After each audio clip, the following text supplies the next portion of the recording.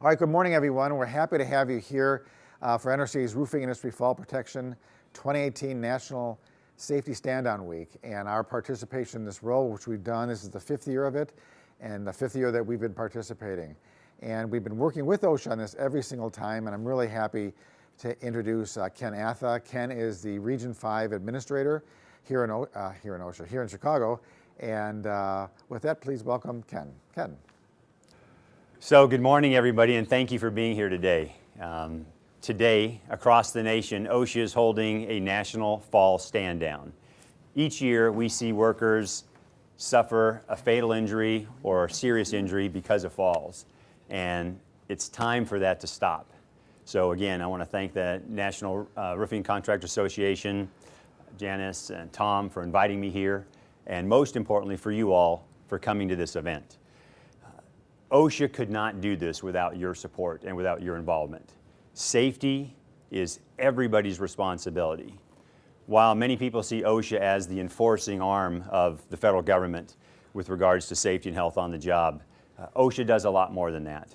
These types of stand-down events are just one of the aspects that OSHA does that are cooperative, working with employers to make sure that workers can go home safe each and every day.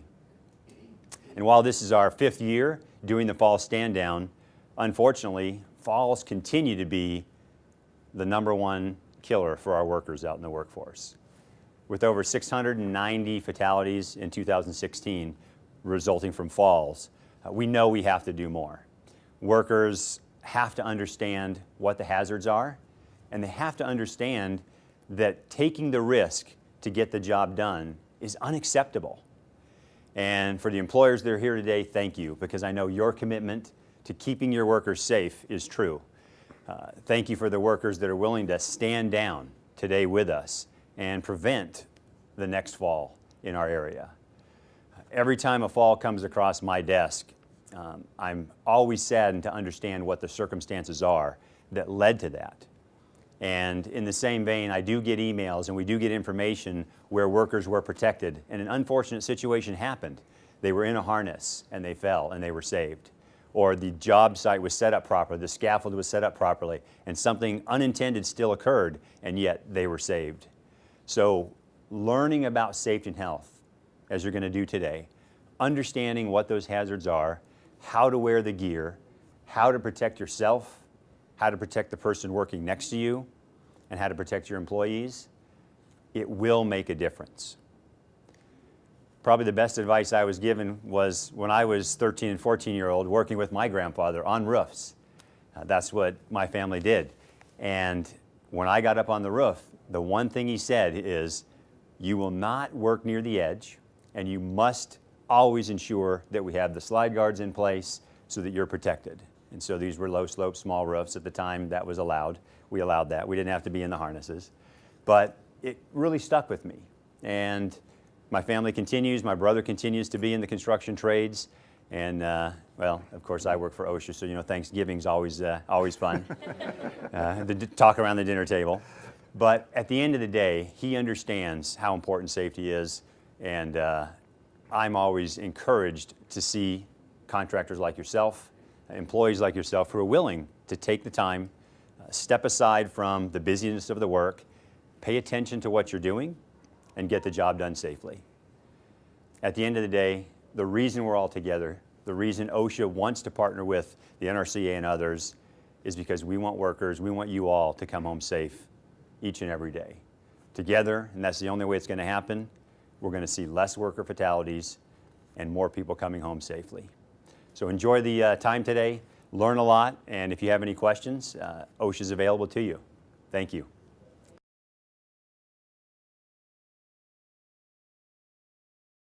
So our objectives for today are increasing your awareness of details of roofing industry fall issues, applying job hazard analysis protocols to specific projects, and increasing your awareness of rescue and self-rescue techniques after a fall. And we'll actually, and good idea, we would be happy to hang you from this and try it out, because you can see how challenging it is, but how good it is to know how to do those things.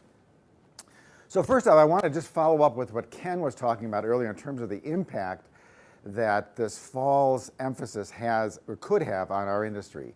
So like he mentioned, in 2016 there were 991 fatal work injuries in construction. 384 were from fall, so about 39%. So that's the greatest. So even in all of construction, falls is the #1 fatality rate. But in roofing in that year, we had 115 or 12%, and 92 were from fall. So 24% of construction, but 80% in our industry. So this is significant.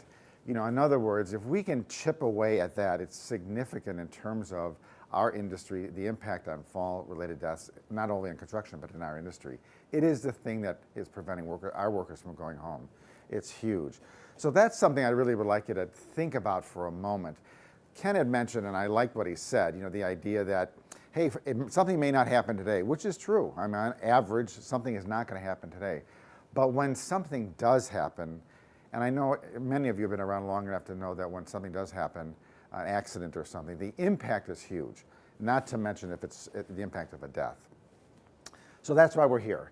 All right, and this very busy slide here, the top 10 citations from OSHA from that year. And what you can notice here is that duty to have fall protection is #1, ladders is #2, #3 is training requirements for fall protection, and somewhere in here I think we had another, and then fall protection, the 502 is in there too. So all the big areas of fall protection are in the top, really the top 5. So it just shows what an emphasis OSHA is placing on it, but how much exposure there is out there. And if you like that slide, we can give it to you so you can actually read it. So we're part of this National Falls event that Ken talked about, started in 2014. Part of a group that I sit on, the National Occupational Research Agenda, is where it all started. It's a group of people that comes from academia, labor, trade associations, and construction workers that all get together, the government, to talk about safety in a non-threatening way to see what we can do going forward. And this is one of those things that came out of it. So we want to talk about it. So do you have the eye clickers with you? So we're going to do just a little quiz, which hopefully will be fun. Power them on again. It's the orange button. You can press that and it'll come back on. We have a timeout session, so I think we had one, but now they're off. So. Hopefully these things will work. They've worked in the past. It's kind of fun. Tell me when you're ready, Harry. Okay, so our first question is, fall protection is required in construction at heights of blank feet or greater. A is 4, B is 6, C is 7.5, and D is 10. Okay. Very good. You all knew that one. We were going to shine the camera on you if you didn't. Very good. Okay, good. So this that we know it works. Okay, the next one is, do I move this, Harry, or do you? Well, I'm clicking away. There we go. Okay, guardrails must be at a height of how many inches from the working surface? A 36, B 34 to 39, C 39 to 45, or D 42. The questions get harder as we move along.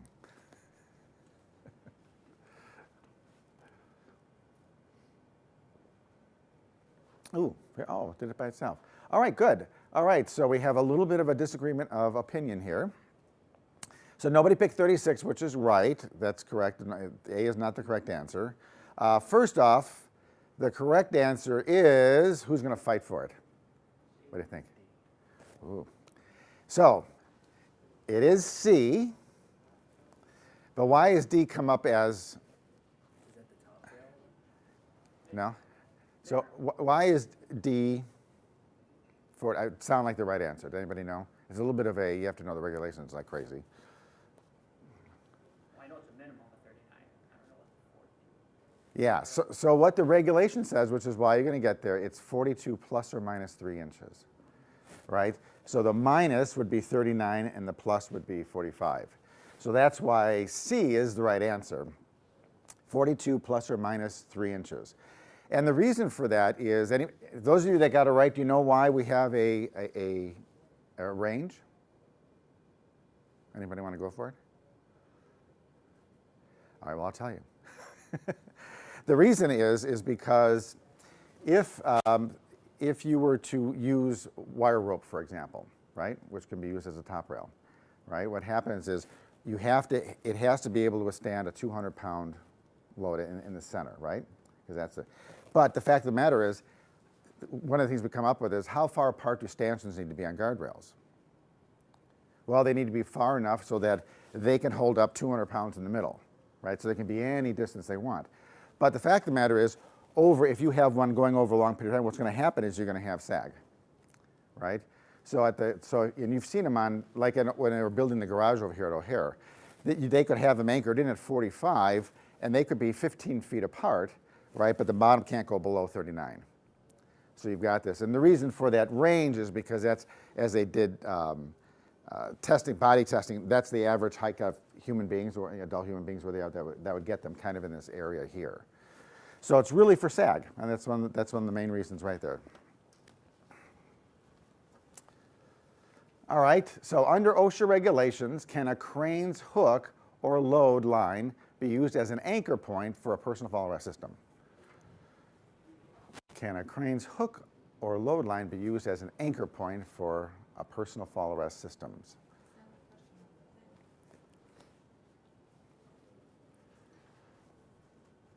Oh, what is that called? Well, how about this one? We'll use this one, then we'll ask that one. So A is yes, B is no. So could we hang Andy right from there?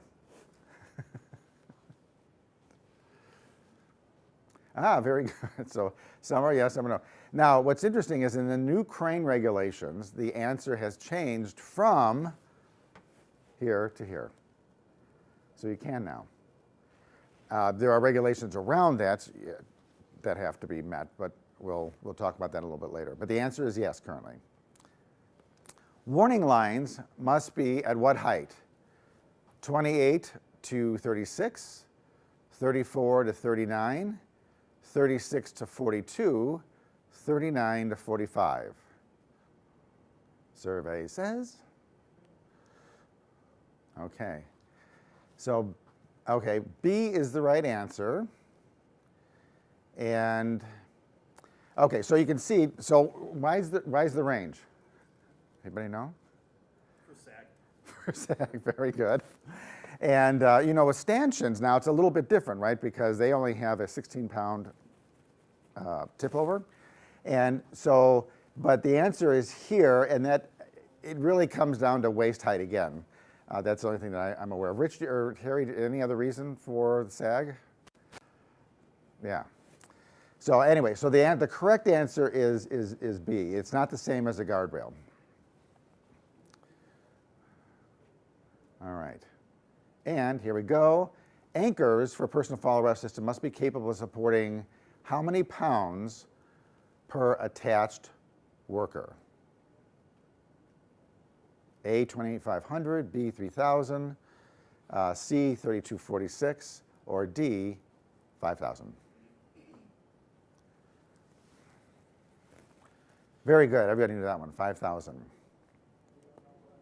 Here's another question. So an unprotected side or edge means one without a parapet or guardrail of at least 24, 36, 39, or 42 inches. An unprotected side or edge means one without a parapet. So anybody for A? I don't think the clickers work anymore. Oh, okay. So A. Yeah, they don't work. You don't have to worry. We turned them off. I was doing so good. Darn it all.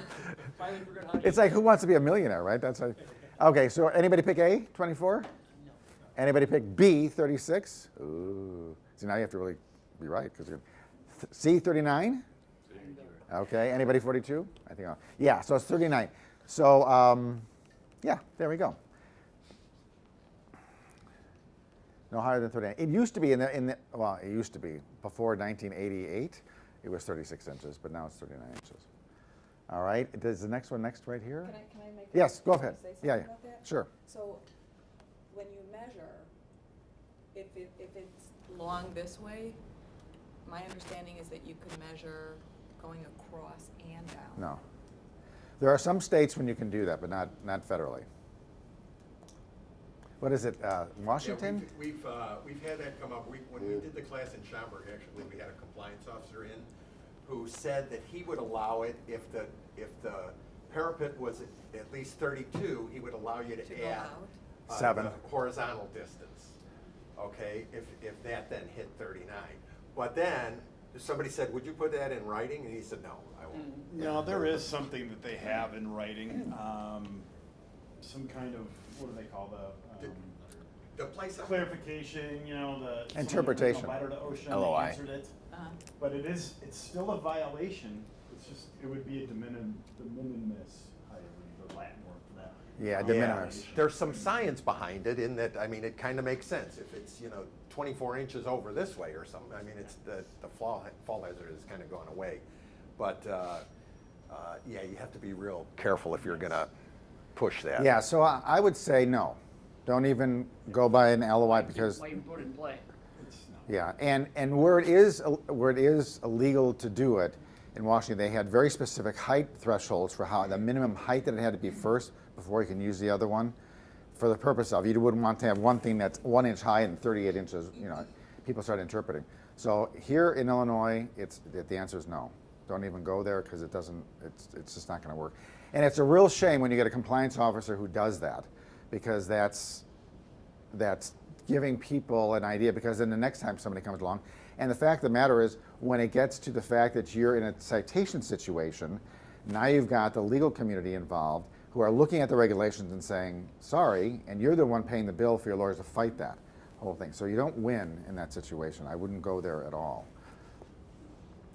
39, very good. And this is a good one. Under OSHA regulations, a roofing worker doing a repair is not required to have fall protection. Is that true or false? Under OSHA, a roofing worker is not. Is that true or false? False. False. So we often get that this is true. And anybody know where that comes from? Why there's an assumption that this might be true? It's just temporary. Quick. The idea of temporary is part of it. And the other thing that gives rise to it, in the beginning of the fall protection section of regulations, it says if you're investigating, assessing, or inspecting a roof, then that part of the standard doesn't apply. So this gives rise to, oftentimes a repair crew is going up on a roof for that just to check something out. Where's the leak? So the issue always becomes, at what point is assessing, investigating, or inspecting, and at what point are you now working? You put a Right. tool in your hand. Yeah, what is it, right? And so that's one of those things. So that now becomes a company decision. At what point are you going to say, it doesn't matter, fall protection regardless, because we don't want to play that game, right? But that's where this gets rise to. But if you're up to doing any kind of work, you have to be adhering to the regulations. And that would be, even with a trowel, and you're just doing a simple, doing some cement. Very good. For fall protection during roofing work on low slope roofs, workers may use guardrails, personal fall arrest systems, warning line and safety monitor, D, any of the above. Yay, exactly. D, the answer is all of those above. Excellent. And, very good. So the first step in any rescue emergency is to A, alert your supervisor, B, call 911, determine the distance of the fall, C, or D, check for rescue equipment on hand. So the correct answer is call 911. But A comes up a lot. And I thought it would be worth talking about that for a little bit, because I think that's a very fair answer. Now, many of you guys are all owners of company or safety directors. Why would you think that the industry says that you should call 911 first versus alerting your supervisor? And how about this? Do any of you have a company policy addressing this? And what is it? What is yours? Well, calling 911, the thing is, a lot of the pre-calls that we do, Mm-hmm. they want to know how you're going to rescue somebody inside of 5 minutes. Calling 911, there's no guarantee they're going to get there in 5 minutes. Sure, yeah. So that's why we usually have a rescue plan, whether it's self-retrieval, extension ladders, or whatever. We have a plan going in, so we know if something happens, and obviously, we always check for what, we have a plan, so we know what's there. Yeah. You know what I mean? And if we're capable of doing it. If we're not, then it would be. So you make an assessment. call So the nuance that you're talking, and I guess there's no right answer here, right? I mean, this is kind of an opinionated answer. That's why I like to talk about it, because what I like what you're saying is that in our company, we're planning for this. And so in that situation, then the idea of our readiness can be checked first. So that's kind of where. It kind of all goes hand in hand. You're checking for equipment, you're calling 911, Right. you're calling your supervisor. You can do all three of those. If you have different guys on the crew doing certain things, you can do that very quickly. Yeah, The order, I don't know if the order is necessarily that. To me, to be that. so the default is to call 911, right? Because as soon as something happens that's bad, getting help, professional help there is the idea, right? However, so the idea would be is if everybody's trained well, somebody's calling 911, somebody's looking for equipment, and that's what the better thing is, right? So that there's all those activities. Years ago, I worked my first career was in the hotel business, and I worked at the Westin Hotel downtown Chicago, and I was the assistant manager there, and so I was responsible for the hotel. And it was a Saturday, or actually, I'm sorry, that wasn't Saturday. It was like a Friday of the week, and one of our rooms caught on fire and somebody that was living in the Hancock building called the fire department before we did because the window blew out. The fire alarms went off in the building. I'm responsible because I'm responsible. That was my job. And I remember my first reaction was to run up there to see what was going on. And then I stopped, and I thought, wait a second, no, my role is I have to go behind the desk and print out all the guest folios for everybody who's at the floor above, on that floor, and the floor below, and we give that to the bellman so they go start knocking on doors. So that was training.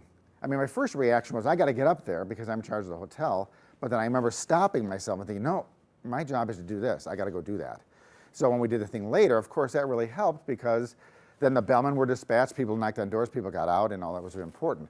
But that's what I hear you saying. I mean, the idea of being trained for an emergency throws people into what they're supposed to do. So I would encourage you to appreciate the nuance here of what this is saying here is the safety industry always has call 911 first. However, if your company is trained properly, then you can change that up. One other thing with that, the one thing I try to tell everybody is when you're in a crisis situation, is trying to stay calm. That's the number one thing. You can be trained to know what to do, but then when it actually happens, you freak. Right. You stay calm, and then you revert to your training.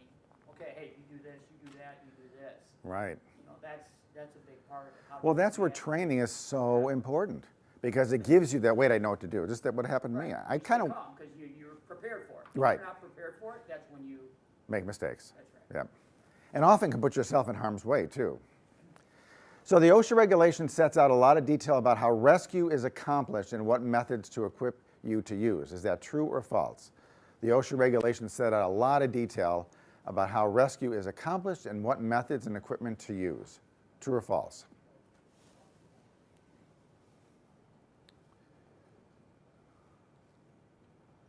Very good. False. And that's usually a pretty safe bet for all OSHA regulations, by the way. So one of the things that I think it doesn't get across to many contractors in particular is that OSHA requirements are considered minimum standards. And so they're purposely meant to be the bottom. This is the minimum what you're supposed to do, even though sometimes for us it feels like, wow, how can we do all that stuff? But that's what they're meant. And the reason for that is they want you to be able to do something we're talking a lot about more, which I think is great. We've been talking at NRCA for a long time, and Rich will be talking about it later, is the idea of thinking about a job ahead of time. Do pre-job assessment, job hazard analysis. We've been talking about that for years and years and years. And the idea is a job is not a job is not a job. If you heard me yesterday, I talk about that all the time. And how we can get people to appreciate the fact that a job needs attention for safety. And the OSHA regulations are there to kind of guide you as to what to do in terms of certain like bumpers. But there are many times, well, gosh, you know darn well. And that's why I was glad to hear Ken talk about slide guards, because that's a big thing that I'm still excited about in terms of hoping to get OSHA to reconsider its position on the use of those in certain operations. And the reason being is because from a safety perspective, which I'm looking at, it is much better for us, for you, to have options to choose for different situations. What we do too often, and I think the reaction that we have seen in OSHA is, there's not enough people doing anything, and therefore we have to tie everybody off or guardrail everything. And the problem with that is there are times when guardrails create more hazard because of how you're installing them. There are times when wearing harnesses or installing harnesses creates more exposure than it doesn't. And so what are the things you have to do to prevent in that particular situation? And that's where we need to anchor, is understanding the situation and applying tools that would work.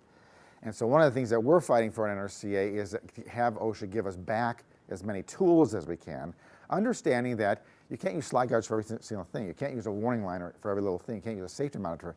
And that's where some contractors reside, and that's unfortunately gives us, for a while I think that was very true in our industry, but I don't think that's true anymore. You know, what I see roofing contractors doing now, you see a lot of them say, hey, we're going to 100% fall protection. And that's, to me, again, these words like climate and culture, to me 100% fall protection is one of those things that is odd, right? Because how do you 100% fall? If you're 100% fall protection, those words actually mean that nobody would fall ever, right? In other words, PFAs wouldn't be allowed, because in the PFA, you fall. You just happen to get caught before you hit the ground, right? But it's a fall. So think about that for a moment. The only thing that prevents you from ever falling in the first place is a restraint system that never lets you get to the edge, right? Or guardrails that literally stop you. Is there anything else that does prevent you? Can you think of? That's it. Don't get on the roof. Or don't get on the roof, right?